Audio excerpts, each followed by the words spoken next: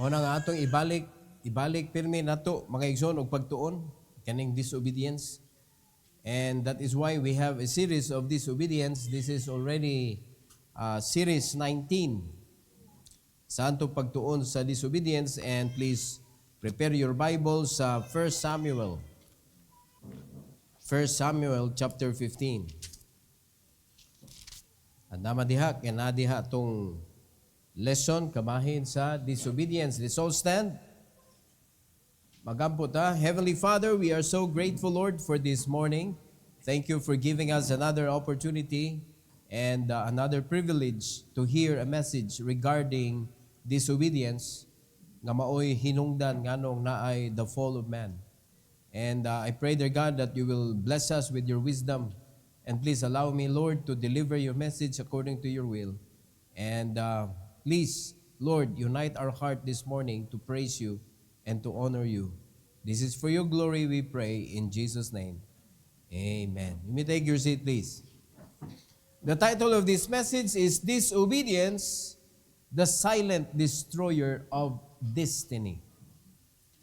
Naatay kaugmaon nga gi-prepare sa Ginoo sa atong kinabuhi, or maybe naa kay plano nga nindot kaayo sa unahan, but there is a destroyer of that destiny.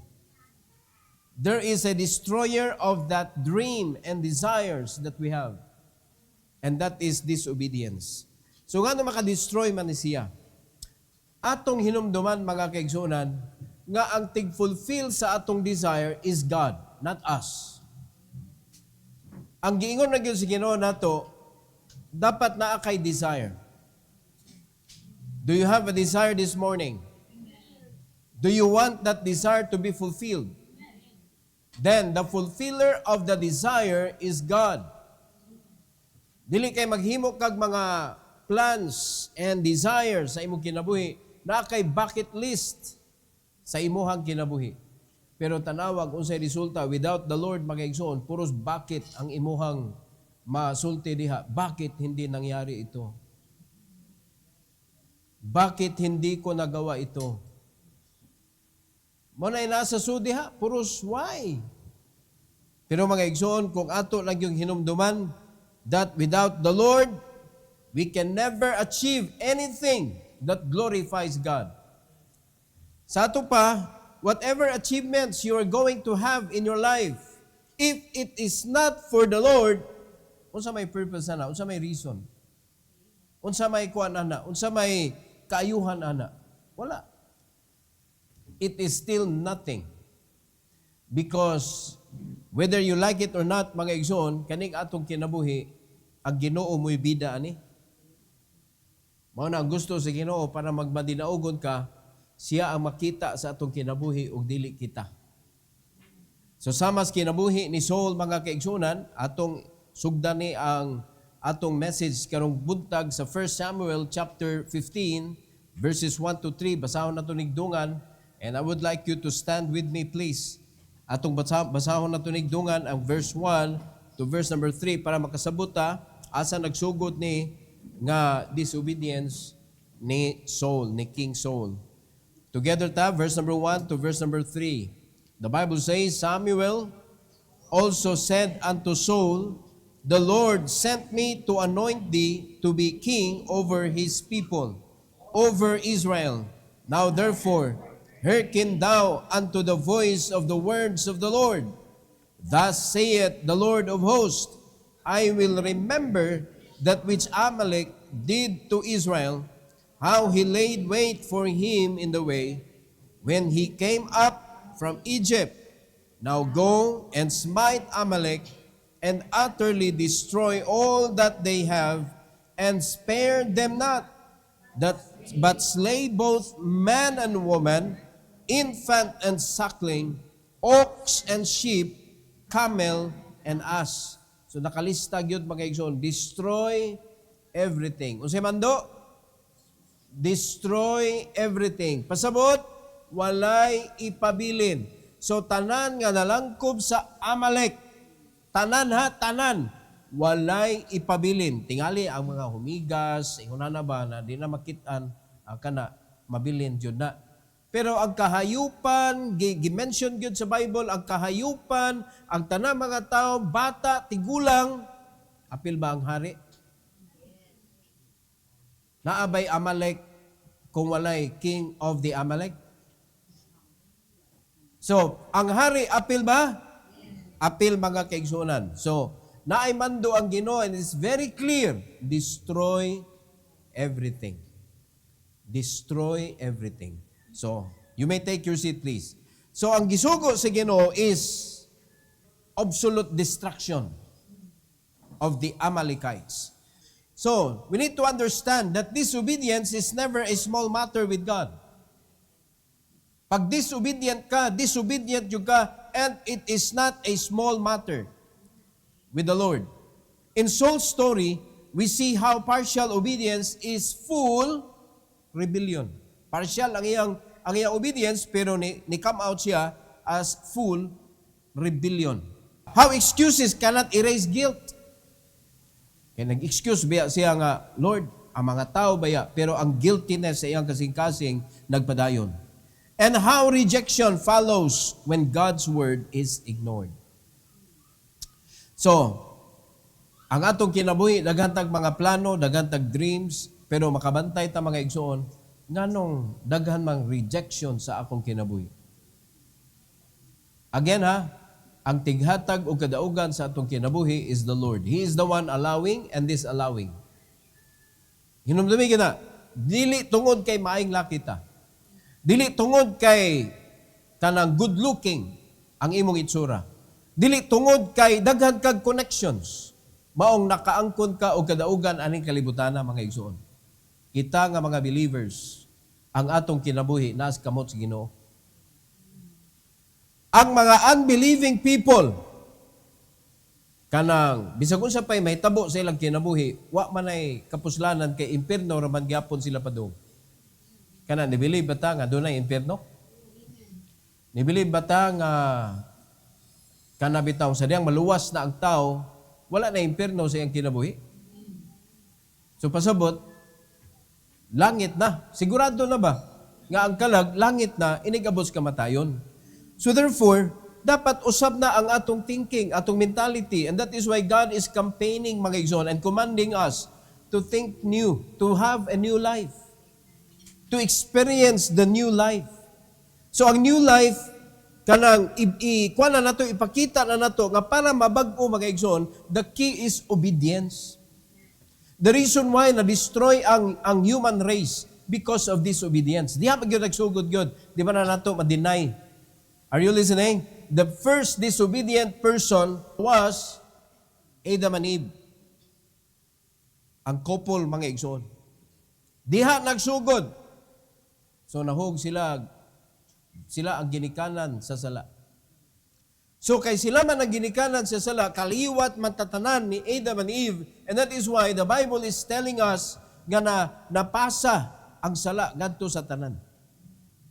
Okay na may bayad ang sala, kamatayon mga igsoon mo na nagsunod according sa Bible naguna ang sala, nagsunod ang kamatayon. Ngano man kay ang bayad sa sala kamatayon. Unsa hinungdan? Unsa nga sala? Disobedience. So, wapatan hadlok anang disobedience mga igsoon? Wapatan na alarma anang disobedience? So, tungod sa disobedience, attitude na nahimong karakter sa tao, wala ta nag-mind sa pulong sa Ginoo, nga mayon ang Ginoo, ako lagi nagkupot sa imong kinabuhi. So, we're trying to make our life beautiful without the Lord. Pero mag-ampo ba ya? Mga igsoon, do you know that prayer without obedience is still nothing? Wa ra gihapon ay kapuslanan. Bisag unsa pa ka prayerful, magsikag ampo sa Ginoo, Lord, giyahi ko ron Lord, na ako'y buhaton. Mo ba nagsugo nako nimo dong? Mura magsige kag patabang sa imong papa sa pagdisobey? Malipay bang mga amahan ana? Uy, mga amahan, tingog mo, tingog mo. Tabangi ko pa kay musupak na sa kunin mo. Binuwag kayo na siya paminahon. Dili siya akma, mga igsoon. Dili siya kanang in tune ba nga ingon ana ang atong batasan. So, sa kinabuhi ni King Saul mga igsoon, atong kat-uno ni tulo ka butang. Number 1, the command rejected. Ang command sa Ginoo gi-reject ni King Saul. Though naa siya'y obedience nga gibuhat pero partial lagi. Wala niya gituman gyud tanan-tanan. All right? In 1 Samuel chapter 15, 7 to 11. In verse number 7, the Bible says, "And Saul smote the Amalekites from Havilah until thou comest to Shur, that is over against Egypt." Verse 8, "And he took Agag, the king of the Amalekites, alive, and utterly destroyed all the people with the edge of the sword." Tanan na record ha? After nila gi-attack ang Amalekites, usay gibuhat niya sa verse 8, "And he took Agag." And he took Agag. Gimanduan ba siya sa mga tao? Klaro ha? Naay ebidensya, naay nakasulat, nga ningon ang Bible, "And he took Agag, the king of the Amalekites, alive, and utterly destroyed all the people with the edge of the sword." Hurot ang mga tao, may problema. Pero naa siya gipabilin. O sa gingon sa Ginoo, utterly destroy them all. Apil ba sa them ni si Agag?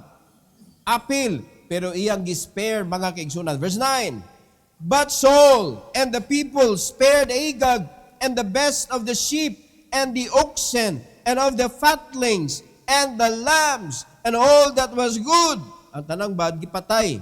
"And would not utterly destroy them, but everything that was vile and refuse, that they destroyed utterly." And ang dili madawat ba nga, bati na, patay. No? Ang tanan nga nindot, spare na, kay nindot na. Nara, verse 10, "Then came the word of the Lord unto Samuel, saying, It repented me that I have set up Saul to be king. For he is turned back from following me, and hath not performed my commandments. And it grieved Samuel, and he cried unto the Lord all night." Ang kasaypanan sa mga tao, mga kaigsunan, kasakit sa kasing-kasing sa tao sa Dios. Nagtuo mo nga when you disobey the Lord, malipay ko, nga makakita ninyo nga nangaguba inyong kinabuhi because the Bible cannot tell a lie. Nagtuo mo, malipay ko, makakita ninyo nga nag-disobey mo, wala mo nag-prepare sa inyong future, ni diretso ra mong sod kami niyoon, o nagkalisod inyong kinabuhi, nagtuo mo nga moingon ko kung kasing-kasing, maayo ra. It will grieve my heart, mga igsoon. Kay maog yun na ang tinuod nga bation sa mga tao sa Dios. Kay ang mga tao sa Dios gisugo na sa Ginoo para tudluan ang mga katawhan para munindot ang ilang kinabuhi. There is no other purpose why God is teaching. Not to destroy us, but to give us a good life.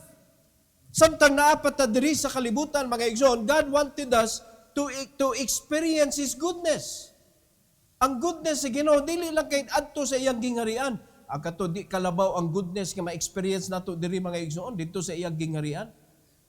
Pero God wanted us to experience His goodness here para mahimo natong mensahe ngadto sa mga tao how good God is in our life. Do you agree with that? So kung manginabuhi ta without the Lord, that is disobedience because God's plan is to guide us every step. Every step gyud giyahan ta sa Ginoo. Ug ana kanindot ang bation sa Ginoo kung diyo mangutana ta sa Ginoo mga kaigsunan, ug sa diyang mangutana ta sa Ginoo mutuman ta. O nakasuway na mo ganay mga tao nga nangutana nimo, nagpakitambag nimo pero pagkahuman ang imong tambag mura lagwa diha. O parents, tingog mo, nakasuway mo ana sa inyong mga anak, nagpakitambag niya pagkahuman, wala raman di ay gihapon gituman, patambag-tambag pa. Unya nagtuman naman na igapon sa iyang gusto. Unya sa dihang nangaguba na mga igsoon ni resulta na ang ilang disobedience, asa naman sila mubalik og hilak. Parents gyapon. Unya nakaibaw ka nga wa ni tuman sa imong gisulti, unya naguba ang iyang kinabuhi. Mixed emotion ta baka tao ra magud-tagod. Mixed emotion ta maglagot ta nga maluoy ba? Kaya pa nakasabot ta. Pero ang Ginoo mga kaigsunan, definite man siya sa iyang desisyon. God is loving, God is merciful, but God also is just. Dara na kanindot sa Ginoo. Ang iyang mercy o ang iyang just mga igsoon, di mag-away. He knows when to give mercy and He knows when to give judgment. Ug sa diyang muhatag na ang Ginoong judgment, iya gyud ipadaplin ang iyang mercy. Dili sa musugot nga mag-away, maglalis sa iyang unahuna o kasing-kasing, maglibog siya. Never gyud na nahitabo nga ang Ginoo naglibog. Dunay mo hangyo, pero iyang tugutan para makaibaw ang kanang ni hangyo nga di na gyud mausab ning akong giingon. Kaya ang imong gihangyo dili gyud na matuman. Daghan na nahitabo, Abraham, Moses, daghan na nahitabo gitugutan sa Ginoo. Ang katawanan gyud si Abraham. Kay perting hangyo niya pero wa na siya na gyud mismo decide nga di na gyud ni dili na ni gitugutan si Ginoo pero wa na niya gibuhat ang iyang gihangyo. Kay kaybaw siya hindi gyud matuman ang Ginoo gyud may matuman gyud. So dapat kita mga igsoon ato gyud hugton ang ato pagtuo sa Ginoo. Lord, wa mo gyud mahitabo kun dili nako tumano ning imong gusto. So know the will of God. Hibaw-i kung unsay gusto sa Ginoo sa imong kinabuhi. Nakaibaw na ba mo? Nakaibaw na ba mo unsay gusto sa inyong kinabuhi? Wa mo kaibaw nga kinahanglan mo mangabig og galag. And from there, He will tell you what to do. The first thing that God told Saul, not King Saul, but Saul, Apostle Paul, sa dihang gitabunan sa Ginoo ang iyang mata, mga kaigsoon, wa na siya kakita. Niyon na siya, Lord, unsa may gusto nimong ipabuhat nako. Wa siya ingnas Ginoo dayon. Gi-check sa Ginoo ang iyang obedience adto sa kadidto. Og ingnon takag unsay imuhang buhaton. Nituman siya. Adto usa didto. And many times gibuhat na sa Ginoo sa iyang mga tawo mga igsoon. Si Abraham nindot tag kinabuhi niyon giingnan siya sa Ginoo. Abraham pamutos na adto dito aning lugara kay na ako'y gusto ipabuhat nimo. Nireklamo ba siya andot kanindot na aning akong kinabuhi diri oy? Hapsay na kaayo, daghan na kay kog kahayupan. Wala oy, namutos si Abraham mga igsoon ug nisunod sa Ginoo. Many times gibuhat na si Ginoo ni Abraham hantod na ang pinakasakit gyud nga i-offer ang iyang anak. Wa gyud siya nag-question si Ginoo. Yes, Lord. Dapat kita di ta mag-question sa kabubuton sa Ginoo. When God gives a command, do not reject it. Unya karon mga igsoon gipasayon naman si Ginoo usa naman lang ni kamando god. Go and preach the gospel to every creature. Now, you tell yourself, you ask yourself honestly, did I do it? Honestly, ask yourself, did you do it? Ako magibuhat, Lord. Nagwali ba ako? Nag-share ba ako according to what He says? Kaya daghan ta makita mga Kristohanon karon mga kaigsunan, there is an act of obedience but partial. Ang ingon sa Ginoo nga kinahanglan mo abot siya ang imong pagpanudlo nga makaproduce jud kag bunga. Kaya ang gusto sa Ginoo nga kanang bunga dadon nimo diha sa simbahan. And we can see a lot of Christians going out preaching, visiting without any intention to bear fruit. Ngano wala may intention? Kaya wala may planning. Kung nagplano ka mamunga, na kay planning mga igsoon how to do it. And only God can guide you. Only His guidance can allow you to bear fruit because it is God that will make a fruit for you.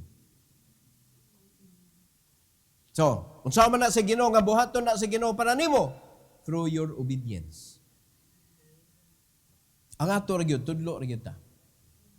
Mulakaw ra gyud ta, tudlo ta, balik-balikin na kanang tawhana. Di man na mahimong bunga kung lain-laing naong imong tudloan kada adlaw. Unya wala kay plano balikan to imong gitudloan kay basta natudloan na to langit na to. Kasi nag-ingon. Ha? Di man pwede nga imong ingon ni dawat kas Ginoo no hinumdumi ha ilista na sa imong cellphone be butang diha mo ni adlawan ni dawat kas Ginoo. Kay pasalamatan na niya kunimo inigabot sa imong kamatayon tuwa na kas langit kita tadto salamat jud kanako ilista. Noon sa ka kausaran nimo ingni nya luwas na. Kuyawa gud nimo. Ang giingon sa Ginoo para maklaro nimo ang iyang kaluwasan, madagyo na nimo siya diri. Dili madaga imong gisod sa sako mga igsoon. Dili gida kay imong gigaid. Nindot man ang mga strategy pod nga mapugos gyud nato ba. But you know what? Di man nato pwede mapugos ang Ginoo luwasan ni Lord. Simple na kay gingon si Ginoo. Adto sultii sila and let God work. Let God work. Unya, sigihan mo tudlo, sige tudlo, mga kaigsunan, hangtod madagyan ani mo diri. Dili pa sa mo, dili na to sila i-draw. Kay sobra rapod na nga, iko ra gyud tamnodlo, nya let them come. Dili na gyud drawing gyud. Ato gyud sila i-draw, invite gyud nato sila. Pero ato silang tudluan og tarong before nato sila dadon. May kay gabot diri mga kaigsunan, maigo niya sa mensahe niya. Pag-comment mo na ikawan, di man na Diyos nun inyuhang simbahan, kay mangigo man na. O tanawa ka mo, dugay na mo sigig simba, malain mo kay mong maigo mo. Di ba dapat malipay tag maigo ta? Nga naman, it means God cares. It means God loves you. Whom the Lord loveth, He chasteneth it. Very clear. Mga igsoon. So, partial obedience is still rejection of the command. Kay, kumanduan ka, o niya, dili ni mo tumanod tanan, nakaibilin, di na siya mahimong resulta, mga igsoon. Ang resulta nga gi-expect, dili mao ang mugawas. Kaya di man sakto ang imong kuan. Palitan, palutuon, kung ka og cake. Kunya, na ingredients na nga, ayaw na niyo. Kaya wala manig, pwede rin nigwa. Imong gitangtang. Ya karon kay ang nagpaluto nimo nasanay man siya sa lasa mga igsoon nga naa ato nga ingredients gipuno. Nga gabut-buot man ka. Di na biya na mahibaw-an kay naluto nang good ang cake good. O karon pagtilaw ron. Murag lahi lagi ning lasaha lagi. Di nimo madinay ang resulta. Do madinay nimo o makavera nimo sa itsura itsura, makita man na, na itsura, Pero mga igsoon, ang taste, di yun nimo malalis. Looks may be deceiving. No? Looks may deceive you. Quantity may deceive you. But taste, mga igsoon, di yun tago. Mora na siya mo'y kanang makapildi sa to see is to believe. To taste is to believe. Diha naman, kung nituman ta, makitaan yun na, umaog yun nila saha. Thank you, ha? So kion na ka, kaya nga naman, nituman man ka.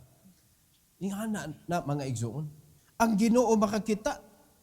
Di na kinanglan niya tilawan, imo nang gi-offer, kay bao siyang fruit na udili. Kay ba mo nga, no? Siya, mo'y naghimo anak nga fruit. Samtang imo nang gitrabaho dito sa field, siya mo'y nag-umol, anak, para mahimo na siyang bunga. Dili, ikaw, uy! Muna, hindi kita mahimong proud. Lord, anak ko'y bunga, brothers and sisters, look! I have a fruit. Di ta kapanghambog. Nga naman, it is God who made that fruit for you. Ganong gitagad kag fruit? Ganong giintrigohan ka? Ganong gisaligan ka? Because you obeyed His command. Dili sama ni Saul, mga igsoon nga, partially, ni-obey siya, pero dili to tinuod ang iyang obedience. Ang iyang gibuhat, disobedience in disguise. Na may daghang mga Kristohanon karon, disobedience in disguise ang ilang gimo. Nituman pero wa nituman. Mao na makailad sa uban ng mga Kristohanon nga ningon faithful man na siya. Sige man na siya kuan niya, muisgot magani na siya gani nga love kay niya si pastor. Pero disobedient dia ito, way tuman-tuman, ang pastor nakakita ana. Pero deceiving sa uban mga tao. But it will come to an end, mga igsoon, nga makita gyud na nga disobedience because God will reveal it one day. Nasayod ta na? Oh. Mo na may tabo, mga kaigsuonan. Let's go to number 2. The excuse revealed. Kay once nga naa na masakpan na ang atong kasaypanan, mga igsoon, unsa na yung sunod na to buhaton? Unsay sunod buhaton sa mga disobedient people? Sa dihang masakpan na excuses. Excuses. So gikan na mismo sa baba ni King Saul, mga kaigsuonan. Gikan na mismo sa baba ni King Saul masakpan ang tanan. 1 Samuel chapter 15, 13 to 15. Unsay gingon sa Bible?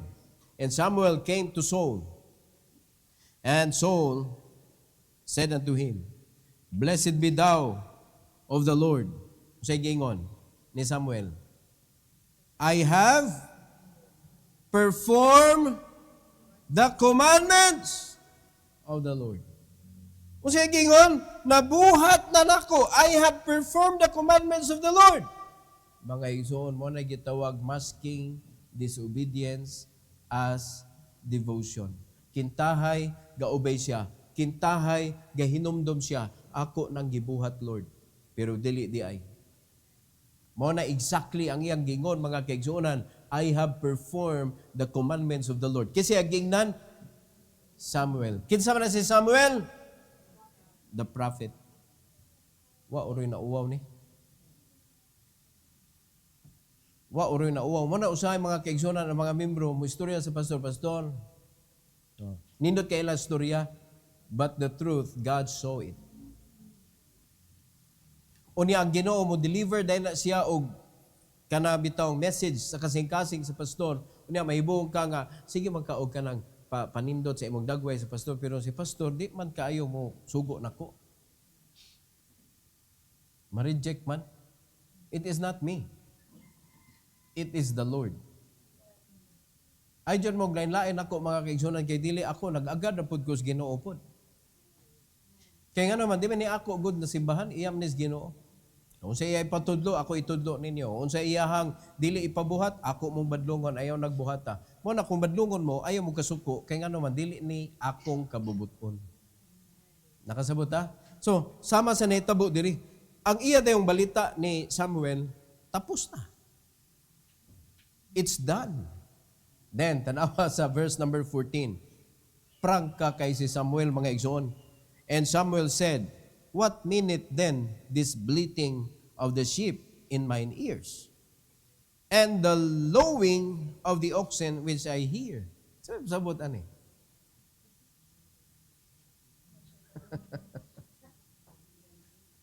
Unsay pasabot ani? Verse 15. And Saul said, They have brought them from the Amalekites. Unsay gingon? They have brought them from the Amalekites. For the people spared the best of the sheep and of the oxen. Tanawa, unsa dayon iyang gingon? To sacrifice unto the Lord thy God, and the rest we have utterly destroyed. Sabot ana, maskara as devotion. Pero wa na ni gawas na siya. Ang mga tao manggod, they want to offer it to the Lord. Ang mga tao, ha. Dili ako. Tanawa? Pero diri mga kaigsuonan, iya namang giangko naman niya nga si Agag iyang gisper. Pero mga igsoon, ang mga oxen, wag gid giangkon oy. Ang mga tao, ang mga tao. So, naay excuses. Muna kita mga kaigsuonan, tanawa, ang katong mga tao nga kusog kay mo excuse, kana kusog kay mangulipas, disobedient na. Kay mao gyud na ang buhaton dayon sa mga tao nga disobedient, murason. Pero katong mga tao nga wala siya kabantay naka-disobey siya, mga sorry. Without giving any reason. Kay basta disobedience yun na. Basta sayop yun na. O sa pamay mo irason, ana. Pero katong ni disobey, ba't kusog kay mo rason? O tanawan na inyong mga anak kung kusog ba na mo rason o dili. Kung sa may una dayon mo gawa sa ilang baba, rason o pangay pasaylo. Disobedient na. Ug kana nga disobedience, mo destroy na nila mga igsoon because disobedience is a silent destroyer of destiny. Luoy kayo ang kaugmaon sa atong mga anak kay ma-destroy ang ilang kaugmaon. Unya, luoy kayo mga kaigsunan nga sa dihang makamata na sila nga na-destroy na. So mo na samtang wa pa nakaabot sa punto nga ma-destroy sila, ato na gyud silang badlungon, bahalag mga suko na sila. Stop disobeying God! Unya, ang pag-stop sa pag-disobey sa Ginoo, mao ang pag-stop sa pag-disobey sa inyong authorities. Because if you can disobey your authorities, how much more the Lord nga dili nimo makita badili. Are you listening? Nabiyan na sa Bible nga kung dili nimo matuman kanang nakita ni how much more kanang di nimo makita. So stop giving excuses. Admit your mistakes and ask forgiveness. And remember it. Repent so that God can guide you again. God will give you another chance. Number 3, the consequence realized. Luoy kayo nga, sa dihang nakarealize siya, consequence na. Dapat wala pa ang consequence, makarealize na ta, uy hala, tinuod no kay pag-ingon ni Samuel God, unsa man nga sound? Ni excuse man hinuon. Klaro magkaing mando, utterly destroy. Ginganlan pa gyud ang mga oxen, ang mga sheep, mga igsoon, i-destroy gyud tanan. Good and bad. I-destroy gyud. So pag ingon ni Samuel, dapat nakainumdum siya mga igsoon, dito siya nakarealize nga tuod no. Prophet Samuel, I'm sorry. Amo patyon amo. Uy, iya man hinuong gikuan. Girison out man hinuong, wa siya ka-realize. Pero pag abot na sa consequence, diha pa siya nakarealize. So, kung ato ning tugutan nga ang consequence moabot una ta ka-realize, it means what na kay time and chance to serve. Kaya naa naman ang consequence. No, kabantay mo, pag niabot na ang consequence, sakit kaayo, mahugmak na ka. Ang kapait ana, tiguwang na kay ka, diha pa ka ka-realize sa iyo pag kung pagkabatan-on. Kung mabalik lang nako ang panahon, yan di man. Bisag kapila pa ka maghinulsol mga kaigsunan, kung mabalik pa nimong panahon, dili na yung kunot na yun nagdagway nimo. Luya na yun ang tuhod nimo.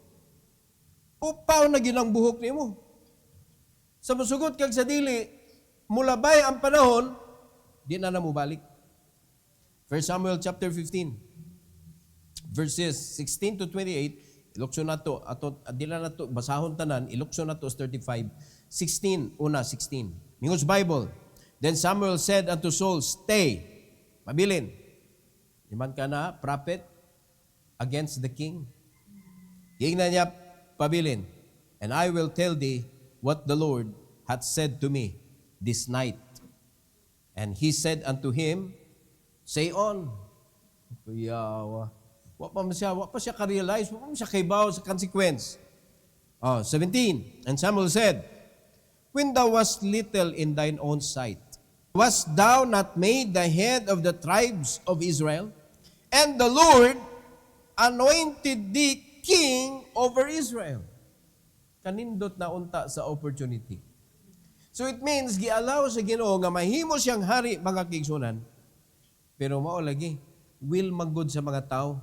This is another permissive will of God, mga igsoon, to let them know na naa na gipili ang Ginoo in the person of David. Si David gud to ang gusto sa Ginoo. Pero ang mga tao kay gusto manila nga nanag sila ihari, si King Saul yun, King Saul. Sige, mauna ninyong King Saul.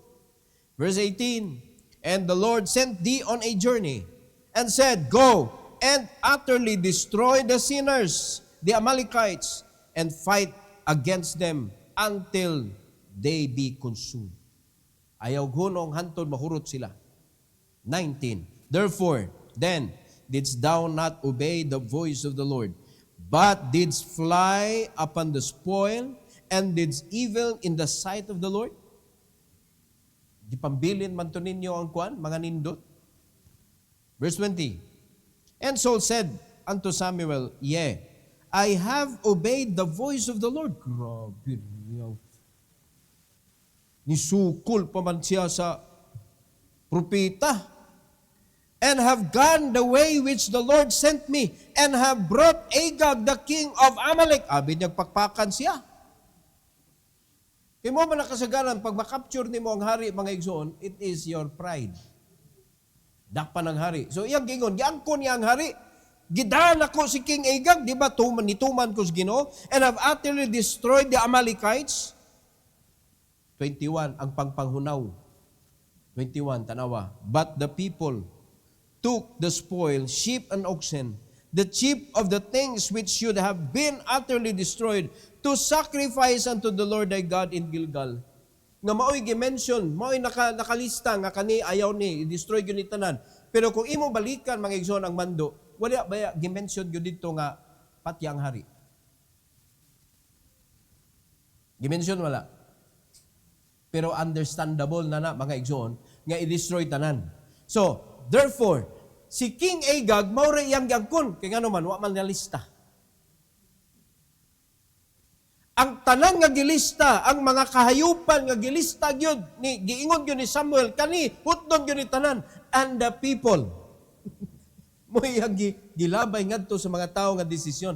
Pero si King Agag, abi niyang pagpakan siya mga kaigsunan. Usahay kita, suguon ta, uy paminaw mo, kay daghan kayo mga masipyat ingon ani. Gisugo ka mga igsoon, ayaw jump into conclusion to make a decision when you encounter something nga dili literal ang imong naabtan didto. Wala ni match sa gitudlo. You need to ask before you will decide. Kay gisugo raman ka. Nakasabot mo? Dili nga mingon nga, uy wala man diri ang gisugo. Nya imong ilisan ang item. Para lang na kay mada. Ilisan nimo ang kanang nakay i-change ba sa instruction.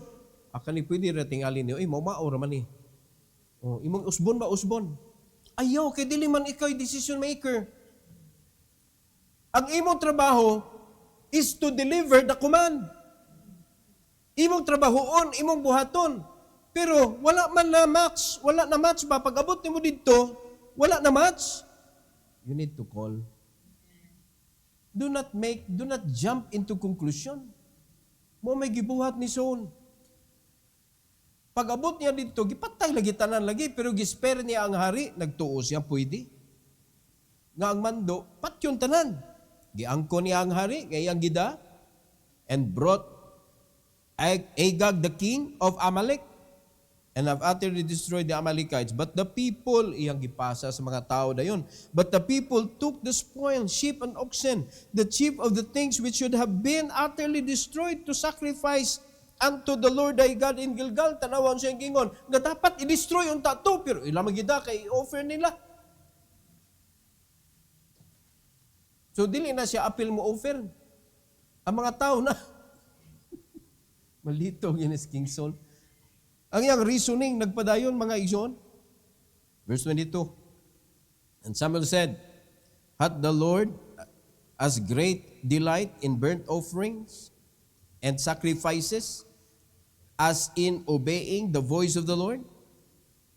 Behold, to obey is better than sacrifice, and to hearken than the fat of rams. Ang ilang mas gihubo mga kaigsonan. Kaya gimaskara nila, devotion man kintahay.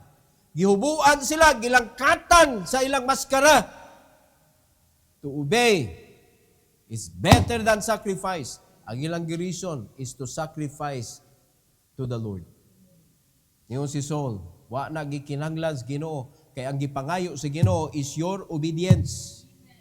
Muna kita mga igsoon, ala magsigitag sakripisyo para sa Ginoo. Wa na gipangayo sa Ginoo. Ang gipangayo sa Ginoo is your obedience. Ayaw kabalaka kay makaagiligi kag sacrifices sa diyang i-persecute na ka. Ayaw ko na una. Di ba? Magpinitensya ta, murag Katoliko ba? Bisig bunal-bunal. Sugo na yung bunal-bunal luyo di ay. Naunsa ni. Mura nagyapon og Katoliko style di ay. Nga nagihimo kag imong kaugalingong sacrifices. Pa nakasabot ani. Sa to pa, it is rejected by the Lord.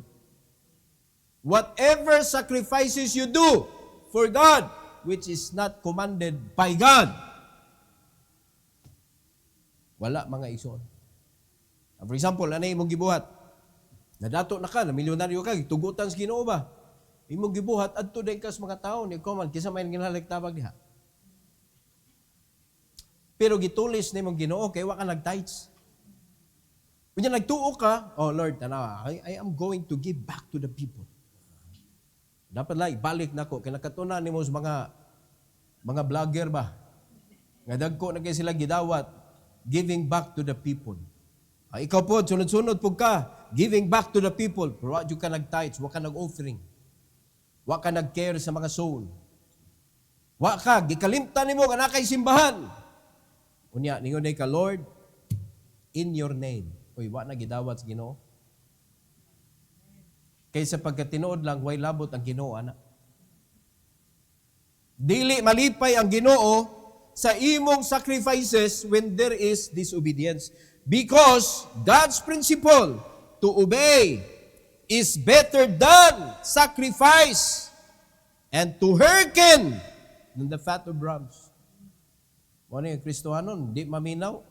Why kapuslanan ng imong buhat-buhat diha? Wa magkanaminaw. Sa ato pa, pagpaminaw lang ha, palipay ng Ginoo. Dabaw ng gituman nimo. Pagkaninduta, diha malipay ang Ginoo mga kaigsunan. So, sa netabo, ato ipadayon, 23. For rebellion is as the sin of witchcraft, and stubbornness is as iniquity and idolatry. Because thou hast rejected the word of the Lord, He hath also rejected thee from being king. Consequence. He'll lose his kingdom. Ala, pangulipas pa dong. Mao na daghan kay malus nato sa atong kinabuhi, mga panalangin, mga wagtang, mga igsoon, imbis gi-prepare na sa Ginoo para nato iawa na lang niya gidayon. Ngano man, disobedient man ta. Mao na atong kinabuhi, wala na nanindot. Nya di pa ka makarealize, why na ang tanan gikuhaan na kas katungod. Diri pa siya nakasugod og kon tingali ang atong imagine niya dagway ba sa iyang kambugiro tubag-tubag sa propeta. Paghibaw na niya nga og reject na dai ko nga hari. So, kidagwa niya ba, no? 24. And Saul said unto Samuel, I have sinned, for I have transgressed the commandments of the Lord, and thy words, because I feared the people and obeyed their voice. No, anasan? Niangko na siya, ni-admit na siya. Kay, tagtangan na gusto siya ang pagkahari. Namasol na sad. Kanay yung mga taong disobedient, kung dili makapanagang, panamay. Ako rin ay mo daon di ay. Damay na ta! Dili na lang moingon ba? Kaya kanay mga tao nga unintentional ang ilang paghimo og sala, mga igsoon niya, daghan na damay. Dili nito, ayaw na lang sila i-appeal og silot. Ako na lang, kay ako maghinungdan ani. Nahimo na nila tungod kay ako may nasayop God. Oh, let me take all the blame. Mo na'y tarong. Pero si Saul tanawa oh.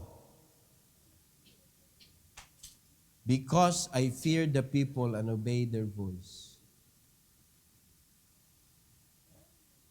Murag yun nakakopya yun siya mga igsoon ni Adam. Adamic nature yun Si Eve, manggod. Kanigit si Eve, kung wa palang ko niya, kanang tunuli ba, wa ko niya, giingnan, wa yun ako to tilawan. Ito na Ginoo kang Eve, ngano man ni Eve? Ang bitin ba? Ang bitin? Ni duol magod siya nako, good? Paglingi is bitin, wa na may lain, kay siya may nagsinugdanan yun. Wa na'y kapasahan, luoy kaayo. Si Saul, gipasa sa mga tao. Ang mga tao, hadlok, hari ko na. Wa nakapasa mga igsoon, wa nakapasa. 25. Now therefore, I pray thee, pardon my sin, and turn again with me, that I may worship the Lord. Worship na siya. No? Balik na ko. Propetang Samuel, balik na ko. Kaya nga naman, ang mga tao naman kuan magug ko nila, na-persuade ko nila ba?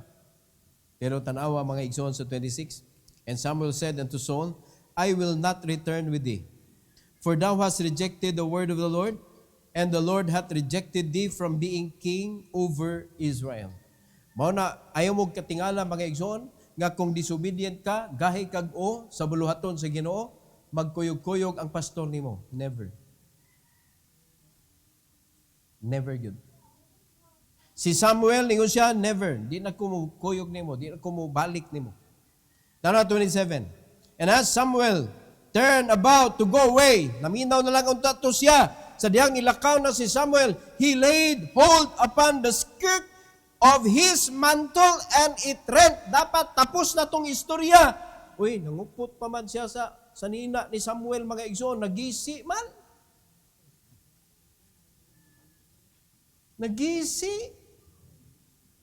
So kay nagisi man, gipunan. Verse 28, and Samuel said unto him, the Lord hath rent the kingdom of Israel from thee this day, and hath given it to a neighbor of thine that is better than thou. Kasakit. Naminaw na ito siya unta. Nangayag sorry sige no, Lord, sorry kay Lord. Napabilis. This day na ang gingon, nga marent na ang imong kingdom this day. Ug ihatag na atong maayo pa nimo. Umonsa na may tabo karon mga igsoon, you have an authority sa buluhaton sa Ginoo, pero pwede ka hukasan ana mga kaigsoonan ug ipasa na atong maayo pa nimo. Maayo sa unsa? Maayo sa obedience. Always remember this. Dili pagkamay laki ang gipangita sa Ginoo. Dili profesyon ang gipangita sa Ginoo. It doesn't matter unsay nahuman nimo sa kalibutan mga kaigsunan, ang mo matter is still your obedience. Pwede jud ka balibaran sa Ginoo gyud. Pwede ka i-uplift sa Ginoo, pwede sa kanya i-down. Ang gibasihan sa Ginoo, unsa man ka klase nga servant, obedient or disobedient. Duha ra man na, diyan man na kalibugan nato. So kita mismo sa ato kasing-kasing makaibaw ta. No, matinuwanon ba ta o supakiro ta? Sa imong mga daily decision making. Diha man nimo makita mga igsoon kung kinsa imong gituman, ikaw ba o ang Ginoo ba? So ang obedience o disobedience gibasihan na sa pagtamod nato o pagtuman nato sa pulong sa Ginoo. This is the barometer of our obedience. Dili ang pagtuman nato sa bisag kinsa mga tao diha. No? Gipangulipas ni Saul, ni tuman na magugkos mga tao, but that obedience is invalid. Ang atong obedience sa Ginoo, maoray valid. No? If you want to keep what God has given you, obey God rather than men. So, muna naitabo, ningon si Saul, dili na pwede. Dili na pwede. Unya, pagkahuman, gitawag din niya, asa naman to si King Agag, o iyang tabas-tabas mga kaigsunan. Atubangan sa mga katawan. Si Samuel na yun mismo ang nangamot. Gitigbas niya, gipino-pino niya mga kaigsunan ang hari. Then, luksuhan na lang nato ni sa 35. Tanawa sa 35. And Samuel came no more to see Saul until the day of his death. Nevertheless, Samuel mourned for Saul, and the Lord repented that he had made Saul king over Israel. So mo ginay may tabo mga kaigsunan. Ang mga pastor nga nagsunod pod, nga nagmahadlokon sa Ginoo, di na gyud na, di na pagkigkitaan. Ngano man wa man nag-usab. Hangtod sa kamatayon, sakit oy. Naitabo na bayan na diri. nga naay wa gyud kabakwi sa iyang kinabuhi mga kaigsuonan, wa gyud ako giadto. Bisag na ospital na, wa gyud ako giadto. Ngano man? Naa may guide good, pero sakit. Sakit kayo sa dughan mga igsoon nga di ko kaadto, dili ko katanaw. Ngano man, naamang ko'y kuan, naamang ko'y guide, o sa may kapuslanan, anig din nato sundon. Pero kung upakita ka og pasaylo, kinabiya say ni Hawa o niya, giadtog yun ako before ni Panaw. Ay, ako yung giadto na ko sa ilang balay. So, nangay pasaylo. Nagsorry. Niadto ang anak dito sa balay. Ya, gusto magkikita si mama ni mo, pastor. Niadto na ko. Pero daghang mga tao ningon, di ni mo adtuon si kuan, na ospital na baya. Di gyud mo kamando nako. Bahalag mo ingon mo nga wa ko'y kasing-kasing. Mahadlok ko mga igsuon nga ang Ginoo ay masupak. No? Di gyud kita maminaw mando sa tao. Ang atong paminaw sa mando sa Ginoo. Because only God, mga kaigsuonan, can make things happen, good or bad. So sa may gusto ninyo nga buhaton sa Ginoo sa inyong kinabuhi, good or bad? Good or bad? Good. O di, obey. No? Kaya kung masinupakon kay mo, pagkuman, literal jud ka nga, nagsupak-supak, tagsukol-sukol, hinig ka, masakit na ka, hospital ka, mamatay ka, di jud ko mga gisunan magpakita kay you have rejected the Lord. So, at least kay bawo na mo sa akong prinsipyo. Dili pwede nga atong ipakita ba nga sa mga tao nga nagpabilin nga okay ra di ito gibuhat atong namatay oy. Kay naman ilang pastor oh. Niwali pa man gani. Nya adyo ko pugsag pawali kay makaibaw gid sila. Dili gyud na siya. Mga igsoon. So, para ang Ginoo magpabilin ang iyang presensya sa atong kinabuhi. Ug ang tao sa Dios magpabilin sa atong kinabuhi. Pabilin mo sa Ginoo. Kaya ang Ginoo mahigugmaon kayo, mapinanggaon, maampingon sa iyang mga katawhan. Are you listening? So, naaba mo yung mga pangandoy sa kinabuhi? Namoy pangandoy? Ayaw gisube. Kaya ang disobedience, again, it is the silent destroyer of destiny. No? Imbis nindot kay mong padulngan, nabati na hinoon. Pero pasalamat ang kaluwasan dili ni applicable. Pasalamat na lang yun ta, mga kaigsunan. Nga once you are saved, you are always saved. Nga mao'y gipaningkamutan o guba sa mga religious belief nga kuyawa gud na good eternal salvation. Yes. Tinuod ang eternal salvation because God has given us eternal life. Nalison pa nato ng Bible. Never perish, but have everlasting life. Kung laliman ka na, aghihatag sa Ginoo nato. Gasa, mga kaigsunan, libreng gasa nga kanabitong kasiguruhan sa atong kaluwasan. Kunya ato ng putlon, tungod lang kay nakadungog tag giingon sa mga religious people. May tatog religious in the Lord. Religious in the religion man. Di man biblical. So I hope nga naate nakatunan mga igsoon regarding disobedience. And I hope that you will consider the teaching mga kaigsunan nga sacrifices is empty without obedience. Sacrifices, whatever sacrifices you do, without obedience, it is empty. Every head bow, every eye closed. Heavenly Father, we thank you, Lord, for this morning. Thank you for giving us a lesson that we need to keep sa among kinabuhi, Lord. In order nga magiyahan mi ug mapalikay mi sa dalan sa disobedience. You have given us command. It is very, very clear and very direct to the point. Go and preach the gospel to every creature. Please help us, Lord, to focus on that command. Help us to prepare ourselves to do the Great Commission. And help us to rely on your provision sa mga panginanglan namo, Lord, along the way. And please bless your people, dear Lord, with a heart that will really obey what you have commanded us to do. Salamat kay Lord that at this point na ay altar call, and please bless your people to kneel down before you, to commit their life to you, O God, that they will obey your voice and never to doubt you. Salamat kayo, Lord, sa kahigayunan. And this is for your glory. In Jesus' name we pray. Amen.